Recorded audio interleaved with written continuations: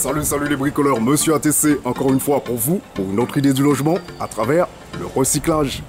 Alors, comme vous avez pu le voir dans l'une des idées que j'ai partagées avec vous il y a quelques jours, où je vous montrais un peu comment réaliser votre propre caisse en palette, aujourd'hui l'idée sera similaire. Et ce que nous allons faire, c'est utiliser une de ces caisses afin de créer un petit mobilier pour la télé. Alors comme vous le savez déjà, pour chacune de nos vidéos, nous avons des partenaires. Alors aujourd'hui, le partenaire n'est autre que Paysage Antilles.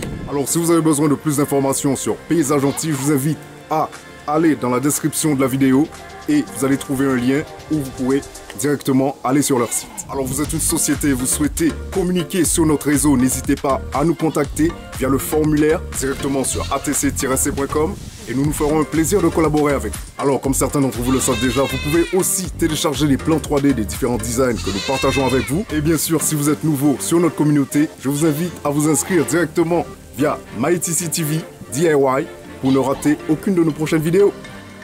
Allez, on y va!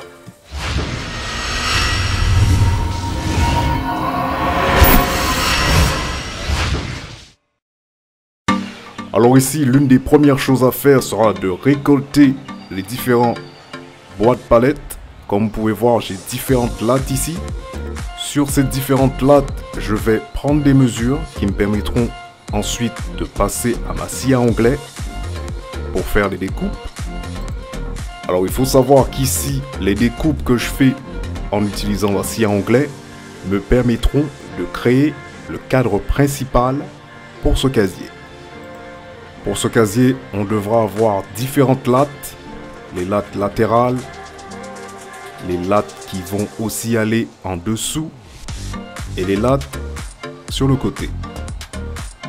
En ce qui concerne les mesures, vous allez devoir noter qu'elles seront vraiment spécifiques au projet que vous faites.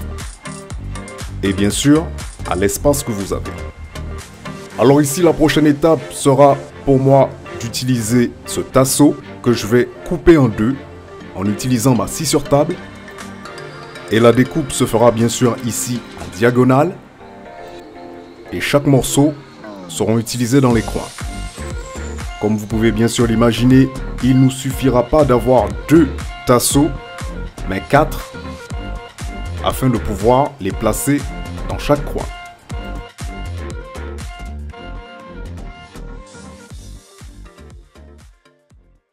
Alors maintenant que nous avons toutes les lattes et les tasseaux coupés, le moment est venu pour moi de les assembler. Alors comme vous pouvez le voir aussi ici, j'utilise des méthodes qui sont assez simples.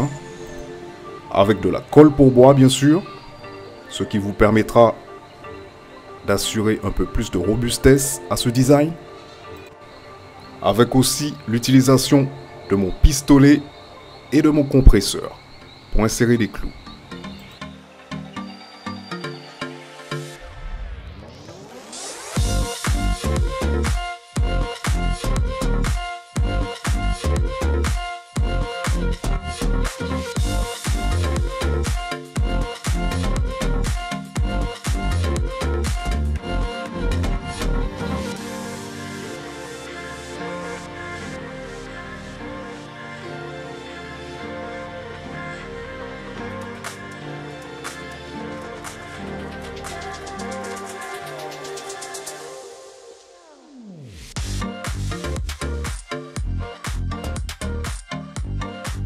Voilà le cadre principal monté.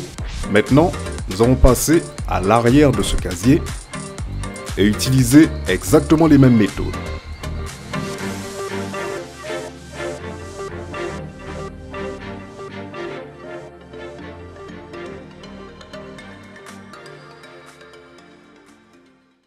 Maintenant que j'en ai terminé, comme vous pouvez le voir, le casier est fait. Alors je vais utiliser ma méthode préférée de brûlure sur le bois, le Sushugiban, ce qui me permettra de refermer les pores du bois et de faciliter le ponçage. Ensuite, je vais y appliquer un peu de peinture noire qui sera tout autour de ce design, mais pas à l'intérieur. À l'intérieur, j'utiliserai uniquement du vernis.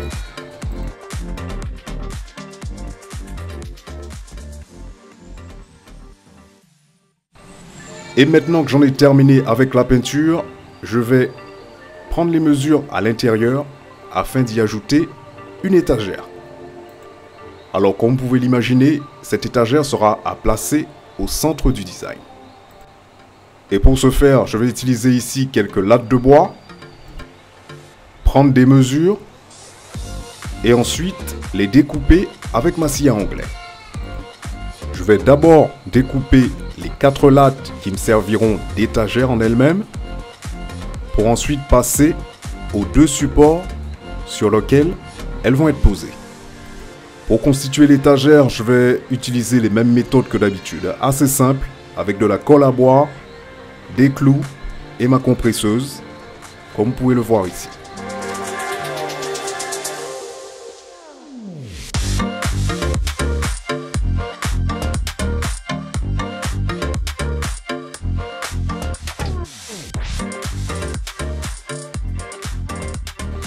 Lorsque j'en ai terminé avec cela, je vais passer au ponçage, bien sûr, très important, avant de faire la brûlure, comme tout à l'heure, et ensuite passer du vernis.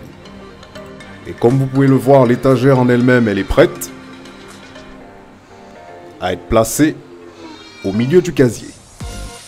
Vu que j'ai utilisé ici des mesures assez exactes, je dirais, il me suffira de lentement glisser l'étagère jusqu'au fond. Afin d'avoir un design assez solide, je vais y rajouter quand même des petits clous sur le côté. Ensuite des patchs antidérapants pour poser ce casier directement au sol. Pour enfin terminer par des trous qui seront placés à l'arrière de ce design afin de laisser passer les câbles pour la télé ou le modem, comme vous le souhaitez. Et nous y voilà. Un casier meuble à télé assez simple que vous pourrez mettre dans le salon ou aussi dans la chambre à coucher comme vous le souhaitez.